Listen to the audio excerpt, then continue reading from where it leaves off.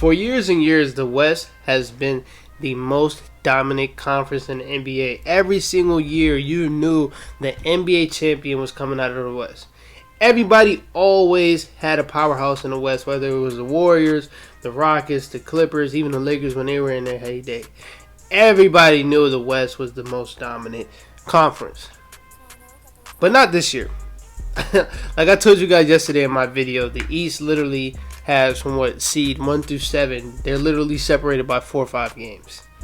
You can be the 8th seed and you can be the 7th seed and you win 4 games in a row, and the top seed loses 2, and you're right back up there in the top 3 seed in the East.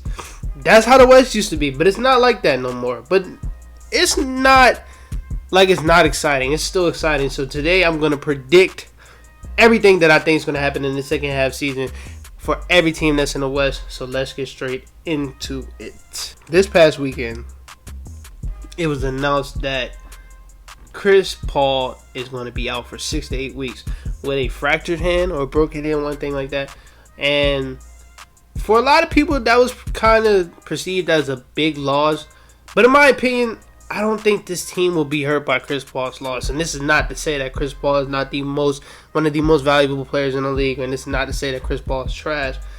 But this team right here is a team-oriented team. What I mean by that is they literally have everything to win a championship. They are a deep, well-rounded team. They have guard depth. Like I told you, I think that was a video yesterday. Devin Booker literally played a whole season where he was a point guard and averaged 7 assists. Devin Booker is capable enough of being a point guard for this team. You even got guys like Elfrid Payton, who kind of revived his career with this team. He's been playing really decent this season. They just picked up Aaron Wiggins, so he can be a backup just in case you do start Elfrid Payton.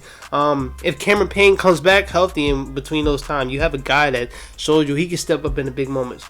I don't think, with Chris Paul being out for 6 to 8 weeks, I don't think he has to rush it back.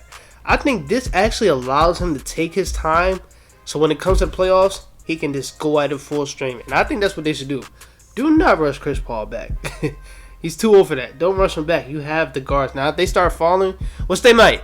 I'm just telling you, I don't think they will. But if they do, yeah, rush them back. But if they don't, stay with D-Book, stay with Campaign and all those guys. Because I feel like they're capable enough of staying a top seed without Chris Paul. So I kind of touched on this yesterday, so I don't want to spend too much time on this. But you see the guy in the background. I literally think the All-Star game was just an appetizer for what's to come. I think Steph Curry, this second half of the season, will be dominant. And I think this team will take their place as the best team in the league. When it's all said and done, man, I just think that was an appetizer. That's all Steph Curry needed, was to have a game where he's hot. And I think that's what he needed to go back into this MVP race. So don't be surprised if Steph Curry finishes top 3 in MVP races again. And, hey, might even win it. You don't know. So that's all I got for the Warriors. Next, we have the Memphis Grizzlies, man. I believe this second half of the season, we will see the Memphis Grizzlies make a deep, and I mean a deep playoff run. I believe their ceiling is a second-round exit. I mean, not a second-round exit. I'm not going to lie. Their ceiling might be an NBA Finals appearance, and I think their floor is a second-round exit. I just love this team, man. I love how deep they are. They're deep from literally 1 to 15 and 1 to 12, how many players are on the team. And then when you have a motor or an engine like Ja Morant, man, I just feel like the sky's the limit. I feel like a player like him who's shown in the big moments, he's going to step up. Last year, they needed him in the playoffs to do, in his first playoffs, average 30 points. And I know it was only, 5 games, but still, man, that's the playoffs, man. That's the playoffs, man. And I know when Ja Morant touches the playoffs again, I believe this team behind him can make a huge run. And this is a scary matchup for literally any team, East or West. So that's what I got for the Memphis Grizzlies. Now, my prediction for the Jazz, and I know this kind of contradicts my video I made a couple months ago, but a lot of stuff has happened. I believe the Jazz will be out in the first round, no matter who they play, unless they play like a bottom feeder team. But, man, it just looks like it's going that way again, man. This team is just, other than Donovan Mitchell and Rudy Gobert, they literally don't have nothing. Jordan Clarkson's, Mike Conley, we love him. I don't like Royce O'Neal, so, yeah, terrible, man, this team just doesn't look the same as they looked in the beginning, man. At the beginning, they were shooting at all cylinders, man. They were having fun out there. They were hooping. Now it's just, I don't know, man. And I believe with them having another first round exit, we will see the Donovan Mitchell request to trade this offseason. That's what I just think's coming. You hear all the rumors, man. All the rumors that's been out the last couple of weeks. It has to be some truth to those rumors. I don't think they're just flat out rumors. Somebody made them up. No. Him and Rudy Gobert actually had a fallout before. I wouldn't be surprised if it came back. And I wouldn't be surprised if that's one of the driving forces of him forcing his way out of Utah. And I wouldn't mind him, man. It's freaking Utah. So, for this team, I definitely see them losing in the first round again. With this one, man, people might not agree with me.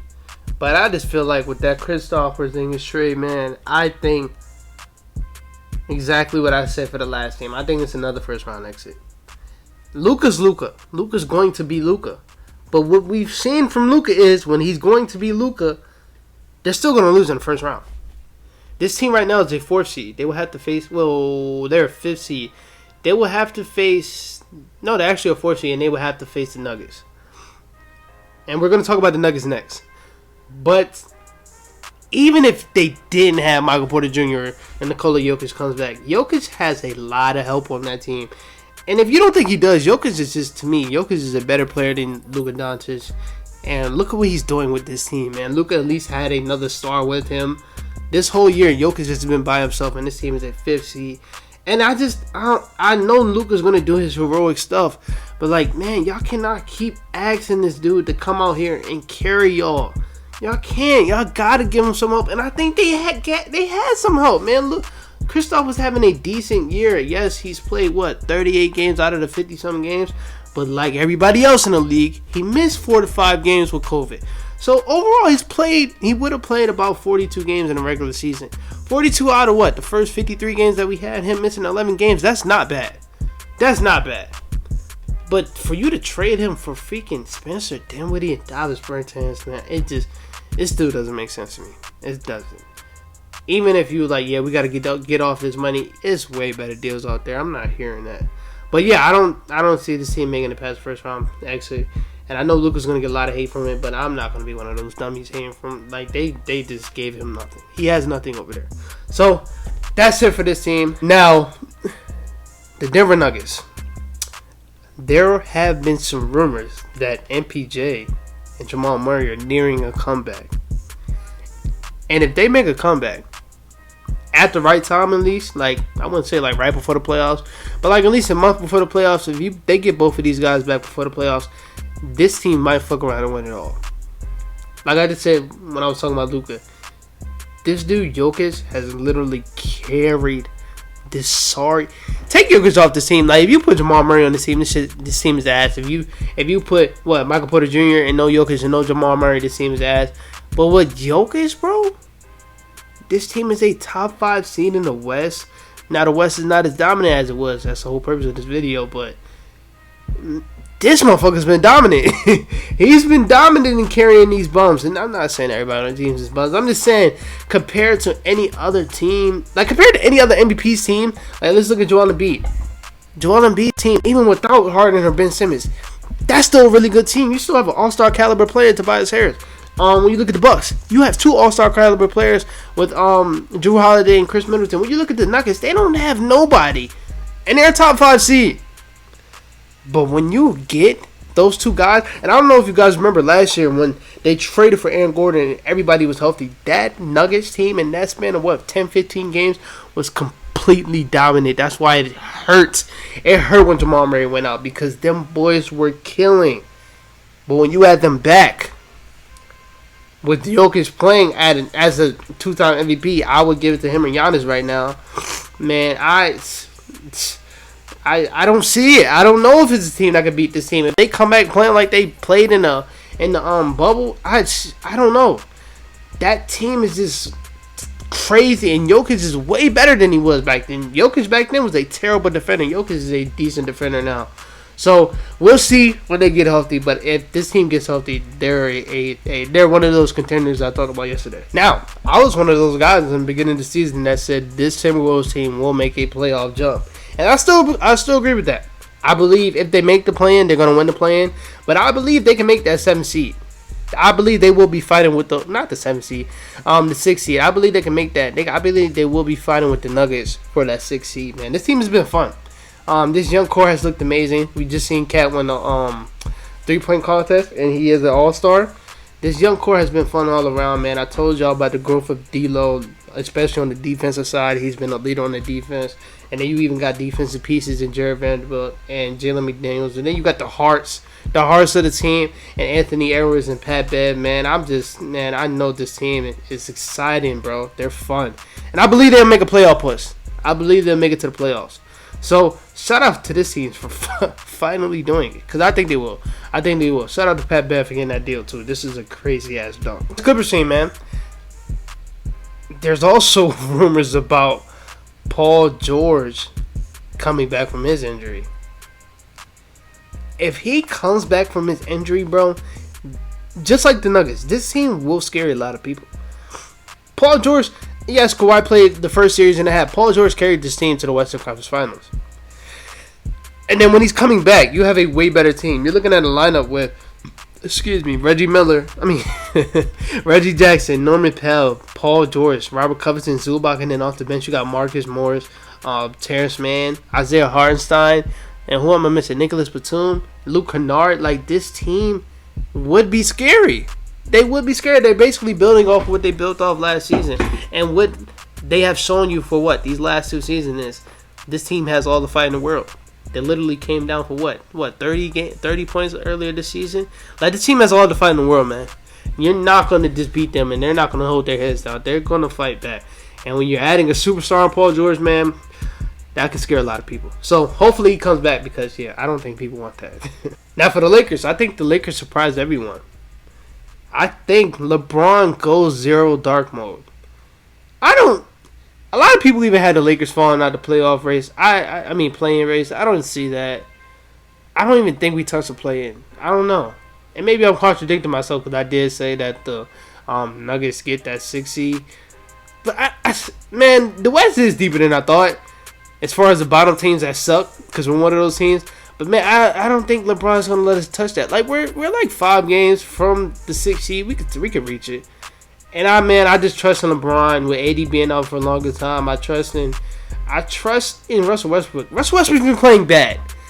But the last few games before the All-Star break, it hasn't been as bad. It's been decent. It's definitely been decent. And I trust it, bro. Maybe I'm trusting it a little bit too much, but I trust it. I trust it. So, I think we can make a playoff push. And if we make the play-in, I think we win the play-in again.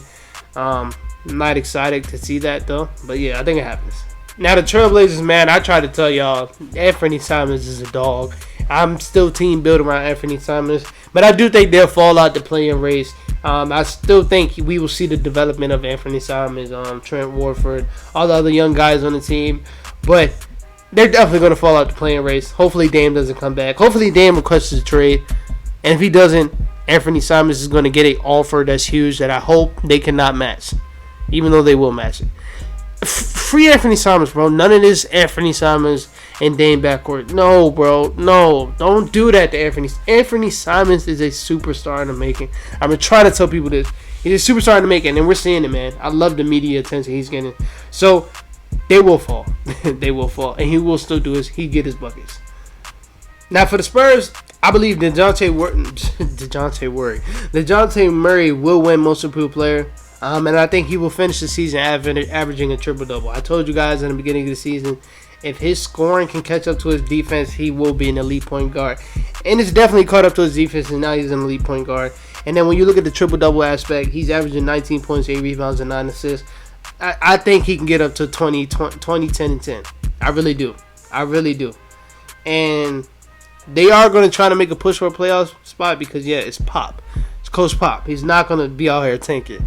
But I don't think they get it. But still, I think he will average a triple-double at the end of the season. I think we have to give him a Most Improved Player. I think John Morant's he's on the MVP shit. Don't give John Morant no Most Improved Player. He's on the MVP shit. So the only 2 players that can get Most Improved is Darius Garland and DeJounte Murray. The Pelicans, man, I think Brandon Ingram and CJ McCollum leads this team to the last spot in the play-in. They will not get Zion back this year. And I hear he hasn't even talked to CJ, which is kind of disappointing. And then I also hear that he might want out. Like, no, bro. You gotta stay, because you ain't do shit. Why should we grant you your wish of getting out? But other than that, man, I do believe this team will make a playing race. And hopefully we see B.I. go crazy, man. I want to see B.I. make an All-NBA team. I know B.I. one of my guys, man. Get that Brandon Ingram video to 1,000 so I can have 3,000 videos. But yeah, shout out to B.I. I do think they'll make a playing race. This is crazy, right? Because I told you the West is not deep. But then when you come to the trash teams, it's pretty deep. Because for the Kings, I have them competing for a playing spot. Ever since Tyrese Halliburton has been traded, De'Aaron Fox has been amazing. Really amazing. It's not going to get talked about. I think a lot of people got caught in a moment. Yes, Tyrese has had a decent season. But I even heard like JJ Redick saying, oh, Tyrese Halliburton was the best player on the team. I heard him saying that De'Aaron Fox wasn't even the second best player on the team. Stop it. And I love JJ. JJ don't say nothing dumb. But that was some shit that made you seem like you don't watch basketball. De'Aaron Fox has been decent this year. It hasn't been the all-star year that we were expecting. But let's not come out here and be disrespectful. I don't even think it was Tyrese that was the best player this year. Tyrese has had a stretch. He's had stretches. But man, like Tyrese, I said this on Twitter, like, y'all love Tyrese so much. Y'all starting to overrate the guy. Like, let's slow the brakes down. Let's pump it down, bro. Pump it down. But yeah, De'Aaron Fox, he's been killing ever since Tyrese Halliburton has been traded. And I look at the trade as it's a win-now move. And I believe with Domantas Sabonis, they can win now. And I think they can make a play-in spot. So we'll see with that. We'll see. It was nice and short. From the Thunder, we will see the young stars shine. See the young stars grow. Hopefully Shea doesn't get shut down. And I think Josh Giddey will make a push for Rookie of the Year. Shout out to Josh Giddey. He's had my YouTube taken off the last couple of days. So shout out to him. Now for the Rockets, really short and simple. Jalen Green will make his push. And I think he will have a decent second half of the year. Hopefully, KPJ can turn him to more of a point guard to help him out. Because I feel like some of his struggles are just not having a real point guard. So hopefully Jalen Green makes his push. And I believe it will happen. I still have a lot of faith in him. A lot of people are calling him bust. That's just one thing that annoys me with a lot of people, man. It's his first year. Let's slow the brakes. So, shout out to Jalen Green. And, matter of fact, I'm just going to do the outro from here. The West is going to be fun in the second half of the year. It's going to be tight, especially with the play-in. But hopefully we have a very exciting second half of the year and a very exciting playoffs. We'll see you tomorrow with the Eastern Conference teams. Peace out. Right after the starlight. Boom. Yeah. Bye.